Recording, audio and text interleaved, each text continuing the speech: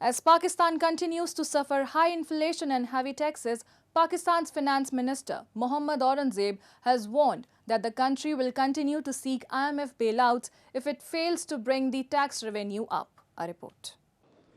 As Pakistan grapples with high inflation, Finance Minister Mohammad Aurangzeb warned on Sunday that the country would continue to seek bailouts from IMF if it fails to boost tax revenue.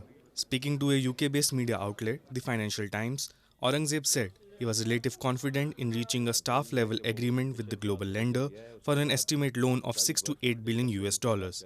However, he added that this wouldn't be Pakistan's last program if they don't bring the tax revenue up. He emphasized that Pakistan does not have 5 years. They need to show result in the next 2 to 3 months. The government has set an ambitious tax revenue target of 13 trillion Pakistani rupees for the fiscal year starting July 1st, a near 40% increase from the previous year. While the IMF improves of this ambitious target, it faces criticism from the opposition, trade unions, government allies, and the public who are angered by the new taxes.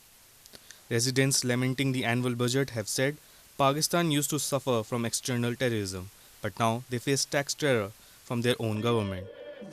They allege that while Pakistan continues to borrow from foreign lenders and impose heavy taxes on lower income groups, only the elites and state officials continue to enjoy the benefits. हर तरह की तकलीफ ये कौम उठा सकती है, लेकिन आप सारे पैसे कर्जों के लिए दें और गरीब आवाम से लेके दें, खुद आप अपनी कोई अय्याशी छोड़ने के लिए तैयार ना हो, तो ये अब आवाम बर्दाश्त नहीं करेगी।